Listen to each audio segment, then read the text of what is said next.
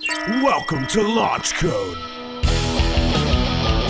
premier business podcast, starring Evan Hafer, Matt Best, and Jared Taylor.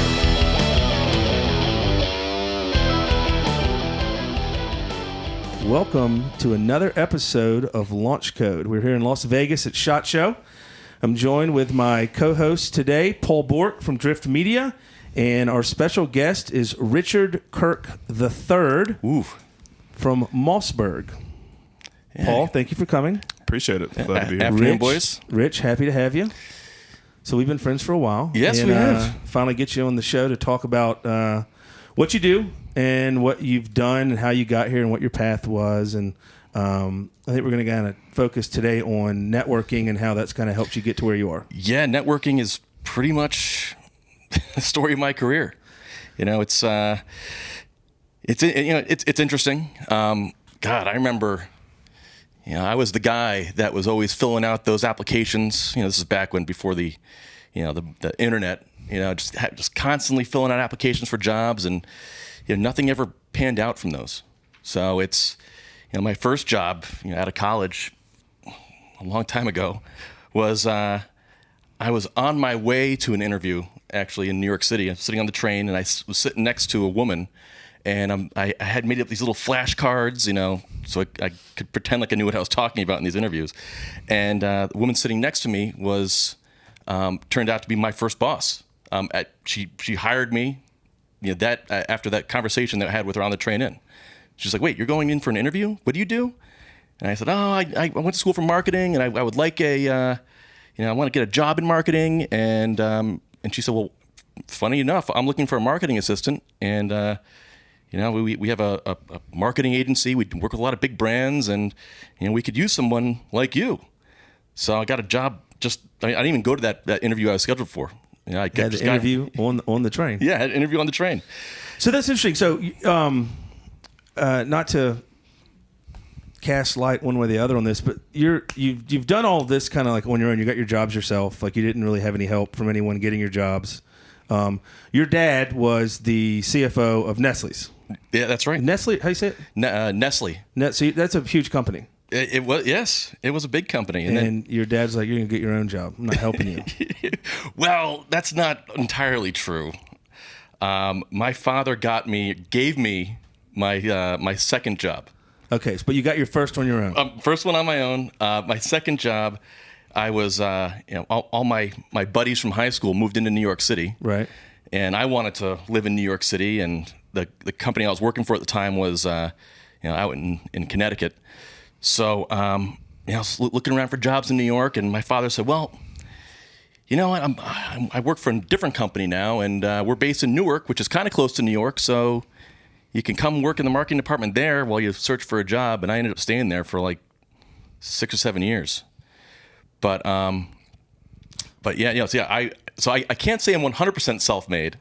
But your first step was on your own. Yeah, first step was on my own. So what was your first job? First job, I was a marketing assistant for a company called Greenfield Consulting Group, which they were then acquired by a much bigger consulting agency. We did like focus groups for a lot of big brands.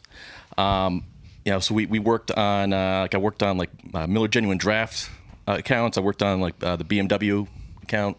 It was cool because it was just totally exposed to a whole bunch of different things, which it really allowed me to kind of to hone my craft. And what I mean by that is learn all the buzzwords and how to use them, so you can sound like you know what you're talking about. But yeah, no. So that was definitely cool. Second job, the one my father gave me, which it was a good job. It was actually a great job. It was we were a security seal manufacturer, and what that means is we made security seals and locking devices for intermodal shipping containers and trucks, and actually the meters like on the side of people's houses, those little plastic tags, we made those. But I focused on transportation security, and we were contracted by the government. This was back. There was this thing called the Customs Security Initiative. This is back after September 11th, when everyone was concerned that a big warhead was going to get shipped into one of these ports. So we worked with the customs agency to go out and secure all the shipping containers that were being shipped from foreign ports into the U.S. So I got to travel a lot, which, that it was, I was 23 years old and I was traveling the world in business class. Was it fun? Oh yeah, I was living like a pimp, man. It was cool. That's awesome. What'd you learn from that job? And when I ask that question, what I mean by that is, like, your first job, you learned buzzwords and how the marketing industry as a whole works at 40,000 feet, and then you go to a completely different job. Yeah, and you know what? It's just like, think of it like college. Like, what do you really learn in college? In college, most people learn how to take care of themselves and how to treat other people. So I can't tell you. I mean, actually, one of my biggest regrets was not paying more attention and actually learning something when I was in college, because most of the time I just jerked around and drank and partied and chased girls. But that kind of ties into connections. That's what that was my takeaway from undergrad, was for sure how to interact with people, how to treat people, how to work the system, how to turn papers and stuff in late. Yeah. How to lie to professors, and how to basically pick up chicks. I mean, and how to drink. Yeah. Well, no, for sure. Yeah. So it was I'd say like my second job. I mean, it was just kind of continuing that, just learning how to navigate, corporate America and really how to treat people. It sounds kind of weird, but I'm like a no bullshit kind of guy.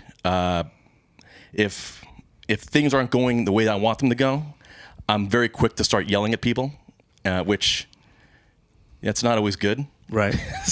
so just kind of learning how to really control myself and learn just really how to network, right. how to meet people. And it's funny because I was the way I got my third job, which was for a $9 billion financial services company, but focused in the insurance space.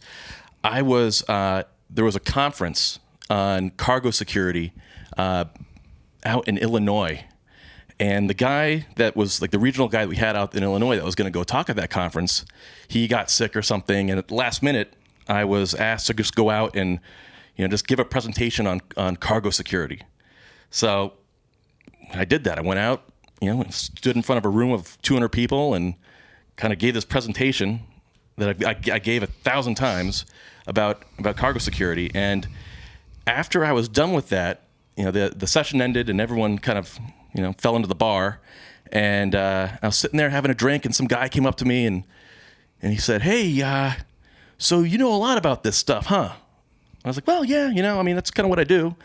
And he said, "Well, we could use someone like you at this, for this small company that we're starting within this very large company that I work for, and we'd love to have you come by and talk."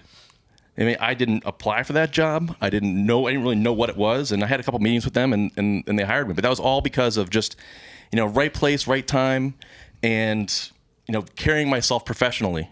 Kind of just being well spoken, and also just being an all around nice guy, an approachable guy, especially during those networking sessions in the bars and stuff like that.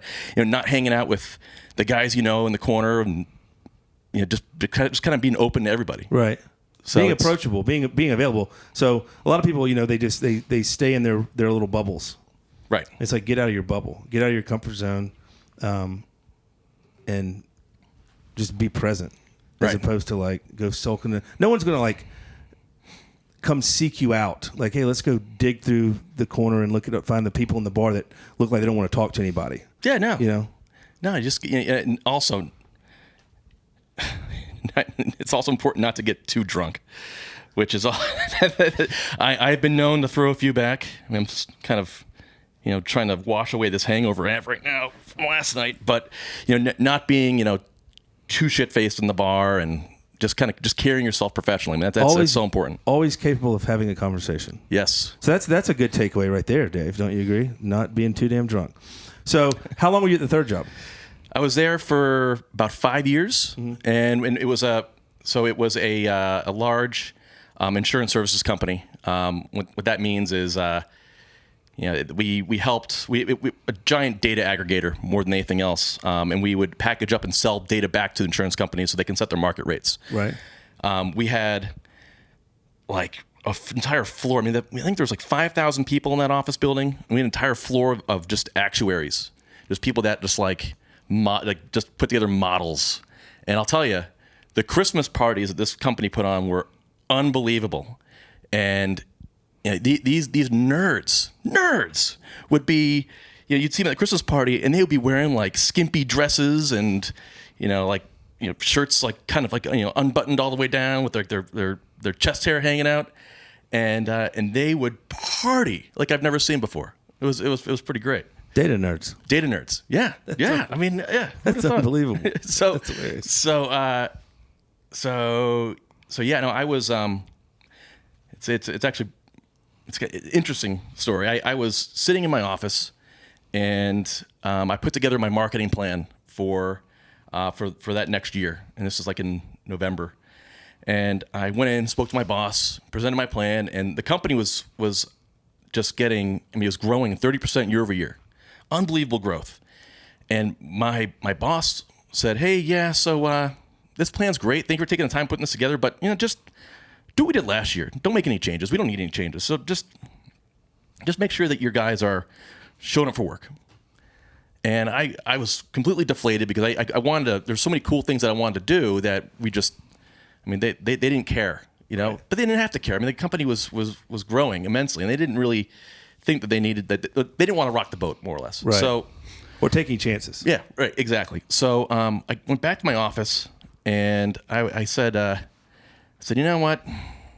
I'm out of here. I'm gonna find something new. So I went on LinkedIn, believe it or not, and I pinged a few guys that worked for other like big insurance companies, actual insurance companies, and one of them was based up in Hartford, Connecticut, and that's where my wife's from.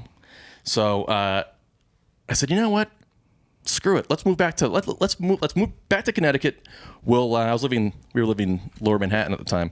We'll move back to Connecticut. My wife can be closer to her family, and then we'll have kids, and her parents can watch the kids. This is gonna be fantastic. So this one company, the guy that I knew there came back to me and said, "Hey, actually, funny enough that you hit me up today. We need someone to run our digital marketing." And I said, "Well, I know how to do digital marketing." So went up there for a meeting, got offered the job. I mean, it was just a guy that I met at one of these conferences, just offered me this job, which is great. And so I'm sitting in my office, packing up my bag. I had to go do one more business trip, and we were flying. I'd go out to San Diego for like an international chiefs of police conference, and and I'm sitting on the plane. I got upgraded. I'm sitting in first class, and who's sitting next to me was the guy Ralph, who was at the time he was the chief operating officer at Kimber. So just struck up a conversation with this guy. We had the same. We were wearing the same shirts. That's what it was. And he made a comment like, "Oh, I guess these other people didn't get the memo." Some corny joke like that. And I was open to the conversation, talked to him, and they were looking for a marketing guy too. So I went up there for some meetings. Much to my wife's chagrin, I was actually thinking at the time, I was like, you know what? I have a Kimber. I love that Kimber. It's my favorite gun. I'm just going to go and see where these guns are made. That's why I'm going to take these meetings. I mean, hell, we're still going to Hartford. I'm just going to go see where these guns are made. So I went up there for a meeting. Got a call the next morning to come back up for a meeting. So I went back the second day to meet somebody else.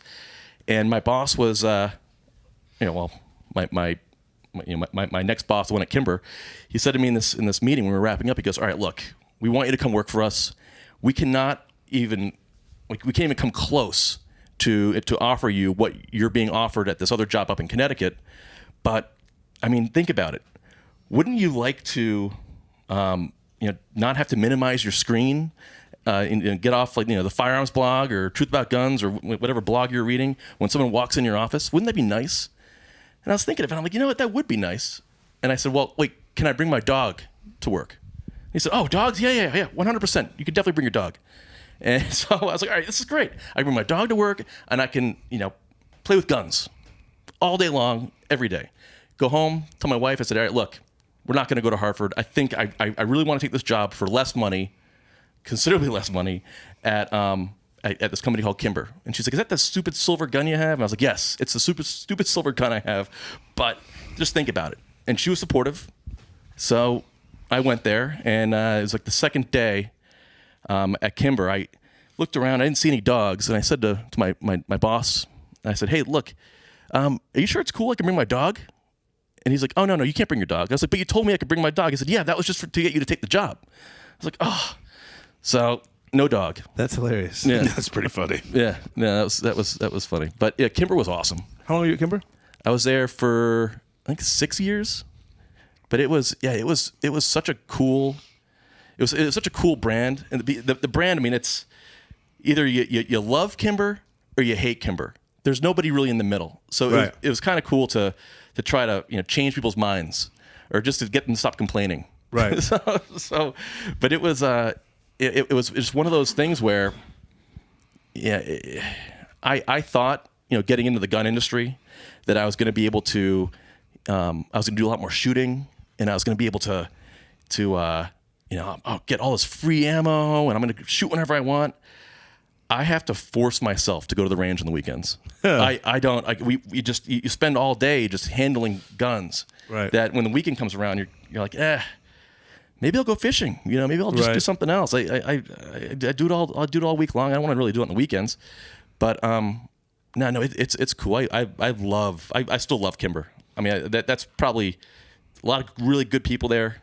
It's a good, solid brand that I definitely.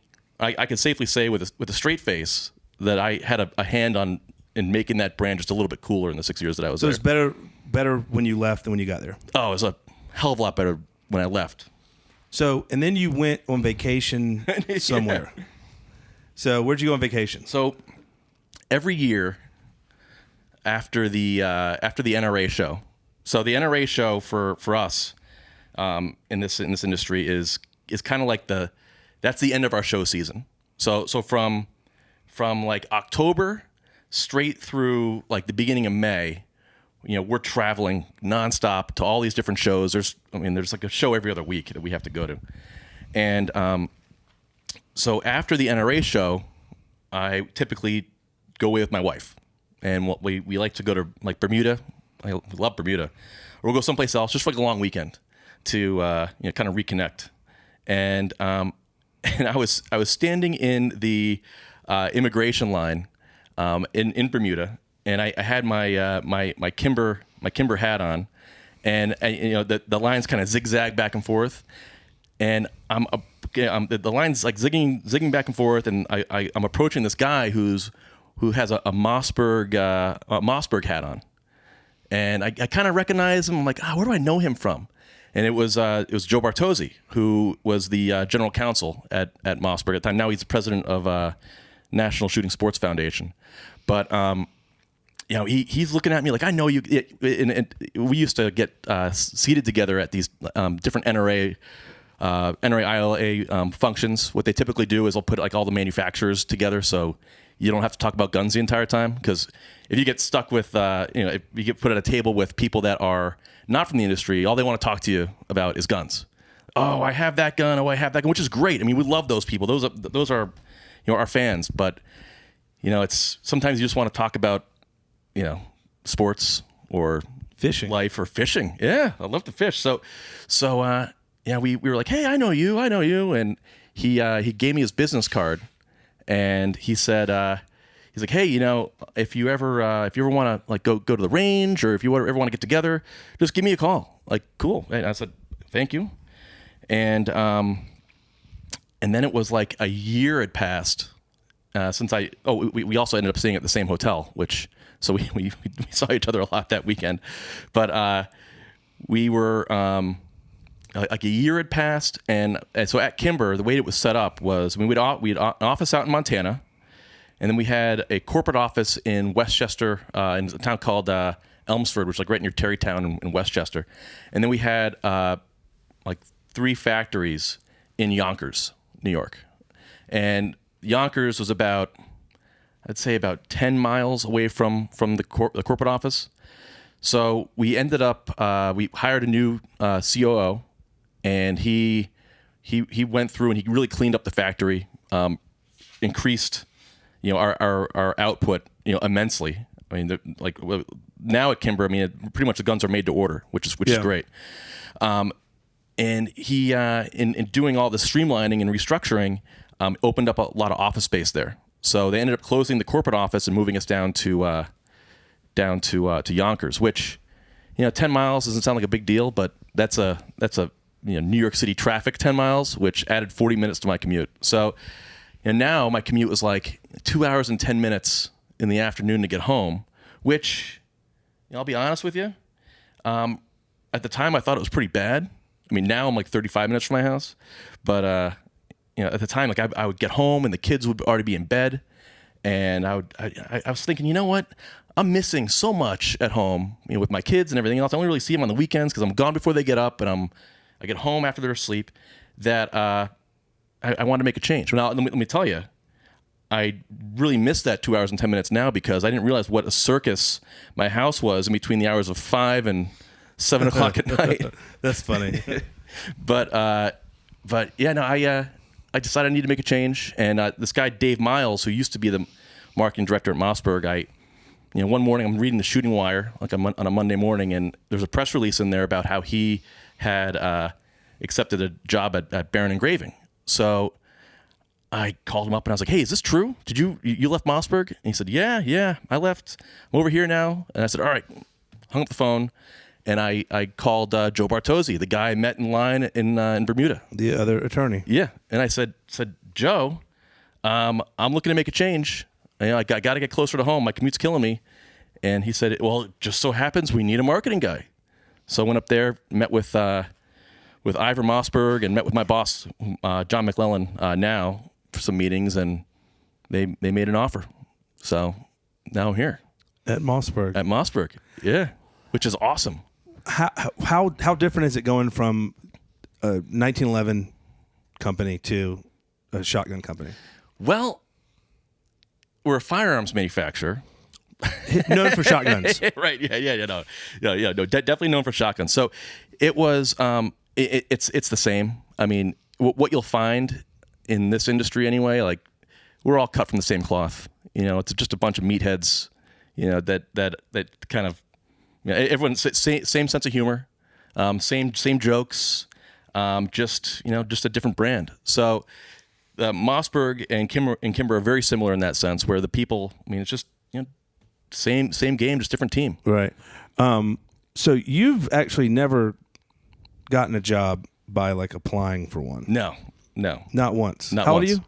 I am 39. So almost 40 years old, and have had 4 or 5 different serious jobs and never gotten one by applying for any type of ad. It's all just who you know or meeting someone at a random place. It's all about who you know.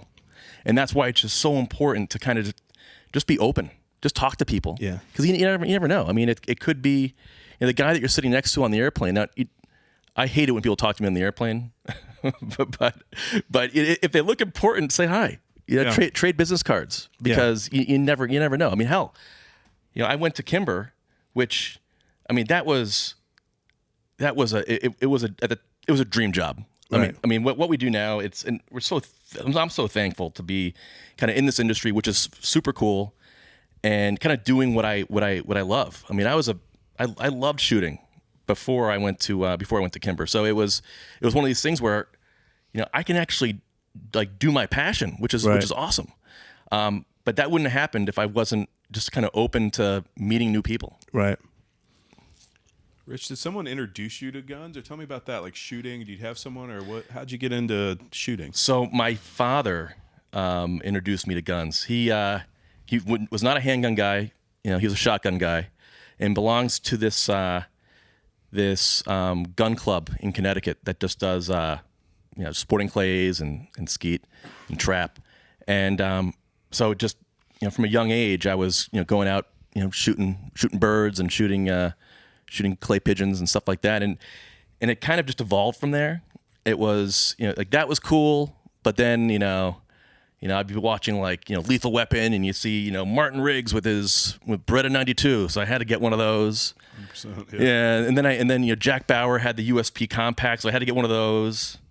And so I mean, it was just I was introduced to guns, and I was open to the idea of having guns at an early age. Also, with handguns, my best friend growing up, his father was the police commissioner in our town, so he had always had a ton of guns, and he'd bring us down to the police department range and let us shoot and stuff like that. So that was cool. I think it's interesting. People exposure to firearms. Like I grew up hunting, and that was how my introduction to firearms. I never got in. I was never interested in shooting clays until I moved to San Antonio. The clays are awesome. I mean, I've shot them plenty of times growing up, but I've never been really into it. I've always been into shooting ducks or birds out of the sky. And I joined the National Shooting Complex in San Antonio. That place is great. It's fantastic, and we go out there, weather permitting, almost every weekend now. And I will say this: I personally have been responsible for thousands of birds falling out of the sky. All right, I've shot a lot of birds. I have never, and I say this with a straight face, I have never seen a person pick up a shotgun and shoot clays as well as Dave Reardon, the producer of this podcast. He went 18 or 19 for 20. I've never seen anything like it. He's never done it before. And I was just like, Jesus. Well, it's probably the gun. What gun were you using? Mossberg, the Maverick. Oh, well, see, there you go. But the last two, he couldn't shoot anymore because basically his eye was cramping because he was so hard. He was focusing so hard on sight picture, and he wasn't missing. Like, it was insane. I've never seen anything like it. So, hats off to Dave for being an expert shotgun shooter. Did he beat you? No, can he or did he that day? Did he? That day, he probably, because I was dicking around. But we weren't like shooting. We weren't competing. We would go and because out at the National Shooting Complex, I'm a member, so I have a cart with a key. I roll up, have my key to my clays. It's all electronic, and I just jump in a cart, and we just go, and we can shoot the same station for 4 hours if we want. That's cool. So we'll shoot a few times there, and if you miss a couple, you can practice on certain shots. But Dave was smoking them. But no, we Logan and Caleb and Heather and I shot around a competition round. We had a bet, and I think I missed one. When I go out, so most of the shooting that I do now, I mean, if I go with my father up to his gun club, that's one thing. We were up there on New Year's Day. They have what they call the hair of the dog shoot. Mm-hmm. So we were up there doing that. But other than getting out with him, it's usually like some of these fundraising events. Like the Ronald McDonald House has these Clays for Kids things, right? And the NRA always has these clay shooting events. But usually when I go to those, I'll just use whatever gun they have there and just screwing around. Yeah. So I went to a Ronald McDonald House Kids for Clays event 2 years ago, and I brought my gun.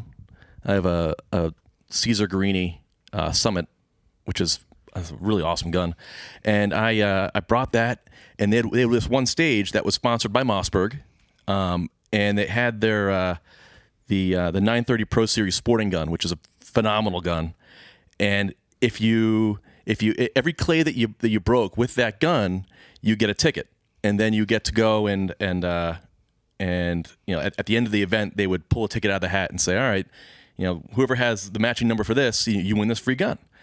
So I was there with my squad, and I said to one of the guys, I was like, all right, now, I was shooting lights out that day. I said to one of the guys, I said, I'm going to shoot that. Sorry. And you had to do the stage with the Mossberg. So I said, all right, I'm going to shoot this Mossberg, and I'm going to win it. Just watch.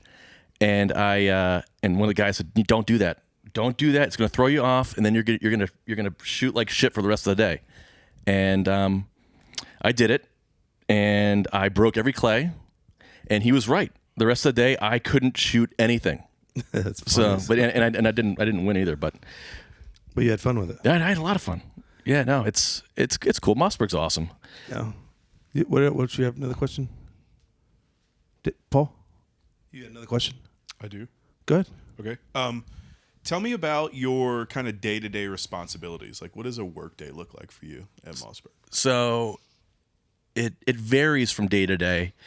Like on Tuesdays, first thing in the morning we have like a new products meeting. So that usually takes it's we talk about new products, but then it kind of turns into like an executive team meeting where you start talking about other topics. But other than Tuesday mornings, it's pretty much just making sure that everything's kind of buttoned up. I mean, we have a pretty good team, skeleton team, but good. I mean, got a couple great people that work on my team at Mossberg. That it's just kind of just making sure that we're constantly we're looking at the big picture. We're not focusing on too many small things, and just making sure that people are kind of doing their jobs.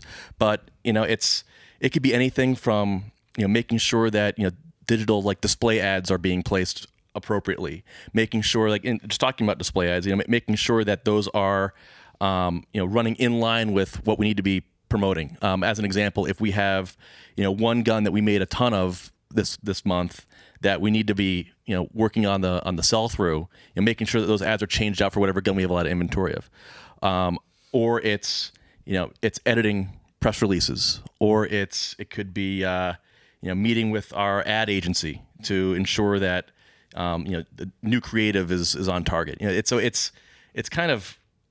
whole bunch of stuff, but it's really just making sure that people are doing their jobs. Big picture, make sure the big picture is being executed. Exactly, big picture. Which, I mean, I'll tell you, there's a lot of days though. This is what's great about Mossberg, but what's also is frustrating about Mossberg is that we all get along so well. I mean, it's a lot of joking around, a lot of laughing goes on, but it's also we could find ourselves just kind of sitting in someone's office bullshitting for an hour and a half and not actually getting work done. So, right. but it's good. I mean, when we do have deadlines, we do need to work. I mean, we do work, but a lot of time it's kind of it's like hanging out with your buddies, right? Which I'm that's sure the industry in general, though. I think. Yeah, I think you're right. Yeah, for sure. I mean, that's the way it was at Kimber as well. And that's actually when I left Kimber. That's one of the things that I was really concerned about was I didn't want to go to a job that felt like a job. Right. I didn't want to go to a job. I never want to wake up in the morning again and say, "Damn it, I have to go to work today." I mean, every day when I wake up, since going to Kimber, every day when I wake up, I say, "Thank God I get to go to work today." And now, especially having kids, now I definitely want to go to work. Right. You got two boys. You don't have weddings to pay for. You got. Yeah, that's right. Yeah, but these boys are, yeah, they're great. They're just, you have to constantly keep them entertained. Right. Otherwise, things are going to start breaking around the house. So here's what we've learned. Put yourself out there. Always. Connections. Talk to people. Don't get too drunk. Don't get too drunk. I'm telling you, that is very important. You don't want to be known as the drunk because people won't take you seriously. They'll want to get drunk with you, but they don't want to work with you. Exactly. And then the final takeaway is find a job. It's a cliche. I hate saying cliches, but find a job that you really enjoy. Yeah. And it's going to take you a while to get there. So it doesn't happen overnight. It takes a while. And you got to do a bunch of different jobs to find out what you want to do. Because you've worked in insurance, financial services. Yeah, manufacturing. Shipping. Yeah. Security. And then you found yourself in the firearms industry. I mean, and it's, I live in Connecticut. So you can imagine how how those dinner parties conversations go. You work for the gun industry. Yeah. That's fantastic. Like at my kids' school, it's like, like parents will come in and they'll talk to the kids about what your dad or mom does for work. I'm not allowed to do that. Right. Where I live, I live in a 2,000 or 2,200 square foot home. On like a tenth of an acre. Houses are very close to each other. You could be out, on your grill, and your neighbor, you'll see him in the driveway next door, and he'll be like, "Hey, Jim," you talk to them. Everyone can see what's going on in your backyard. My kid's first birthday party was a few years ago, and my wife said she was so concerned. We had the list got up to like 50 people coming to the house, and she was so concerned that it was going to rain and everyone was going to be inside because the house is so small. So I said, "You know what, honey, don't worry. I'll grab an event tent from work, like one of these big easy up tents." And she said, "Oh, great. Thank you. All right. Yeah. All right. That'll work. And then we can put it outside. Then if it rains, it's big enough that people can be under the tent. I was like, exactly. Don't even worry about it. So I didn't think anything of it just because, I mean, hell, we make guns, the tent that I brought home and that I set up on the back patio, it had the Kimber logo on it, and it said what all guns should be on all four sides. Flying the flag. Yeah, flying the flag. So people that came to this party, from liberal Southern Connecticut were, mortified by that. Every picture of my son's first birthday party, it's the big Kimber tent is in the background saying what all guns should hilarious. Be. Yeah, it was pretty funny. So that's awesome. Time hath run fulleth on this episode of Launch Code. Rich, thank you for coming. Paul, greatly appreciate you being here. And if people want to find you, what's the website? Well, which website? Mossberg. Oh, not my adult website? Exactly, yeah. Yeah, it's mossberg.com. And any of the social channels, Mossberg Corp. Mossberg Corp, yeah, like on Instagram, Facebook, Twitter. And that's it. Yeah, awesome. Thank you so much, Rich. No, thank you. Appreciate you.